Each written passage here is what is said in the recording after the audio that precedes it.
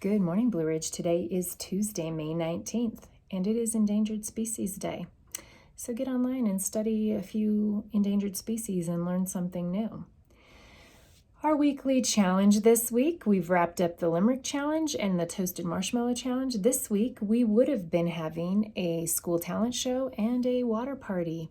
So the challenge for the week is for you to host those events with your family. A family talent show and a water party. Maybe both, maybe one or the other, but that is the weekly challenge.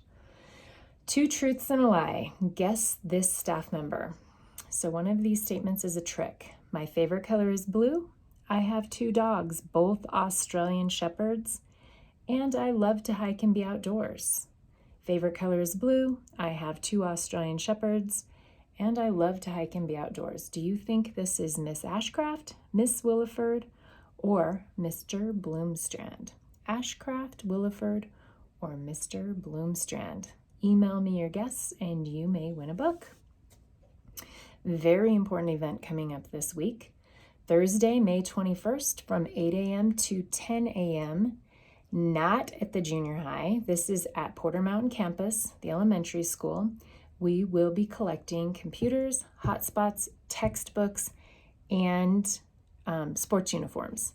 So we hope to see you there. Come and turn in your electronics, your textbooks, and any sports uniforms that you still have.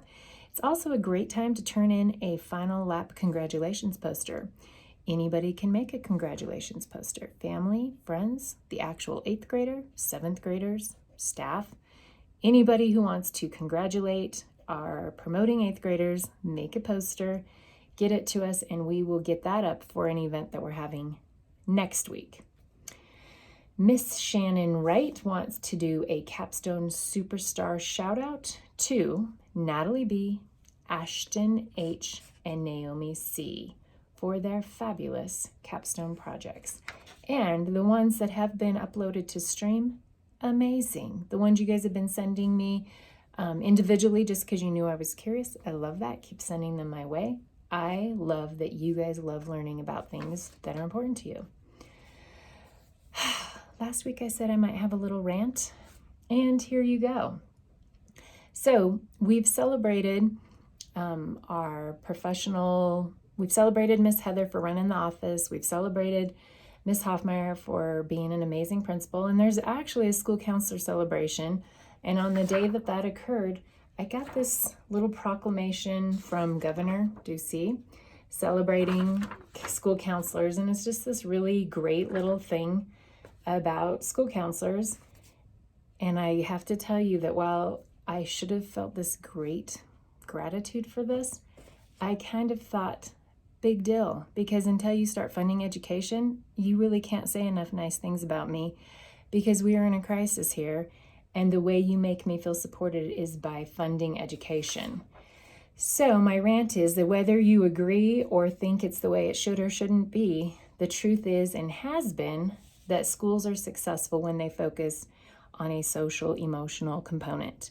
That's when kids want to be at school. That's when they perform. Their attendance is better. Their learning is more in sync. Their test scores are higher, and they're safe. When they have a social, emotional connection, their mental health improves and they feel like they're in a safe space. We live in a county where the young people, and truly people of every demographic, are 3 times more likely to die by suicide than anywhere else in the country. It's the number 1 way young people are dying in our county. Addiction, drugs, poverty, and broken families are generations deep in our community, and it has really taken a toll. Learning is not going to be a priority to a hungry or scared young person. Connections and compassion are a priority, and that's how we start to establish trust with them, and that's when learning is going to matter. So we can mandate educators to take suicide prevention courses, which has been done. There is a mandate now starting next school year. All educators working with students grades 6 through 12 are mandated to take suicide prevention courses. That's a step in the right direction, sort of, but no amount of mandating anything is ever going to compensate for the dangers of underfunding education. It just adds another burden to overburden districts. Right now, the discrepancies and prejudice that are impacting at-risk youth and minority youth in almost a segregation of sorts by dumping money into for-profit charter schools, many of which lawmakers are making money off of, while public districts are left to beg from their tax base, which is an already burdened tax base, to help cover our basic costs, is a platform that's just not working. It's a platform that's not fair. It's a platform that doesn't care about young people. So I just want to send my little rant to the state of Arizona that if you really care about young people and you really want to save young people's lives, consider the mandates for suicide prevention. That's all beautiful and great, but until you fund education, it's really not going to matter. You got to fund education. That is my rant. Rant from Miss Montoya's office. And I love being a school counselor, and I am glad they made the little proclamation. I don't mean to be ungrateful, but it just doesn't matter until we're doing the other right things. You all have a great Tuesday, and Wednesday and Thursday I will be with the office crew. I'm still healing up this little cold sore. I hope you noticed the camera angle, trying to avoid you having to look at it. Have a good day, say the pledge, and throw yourselves a water party and a family talent show.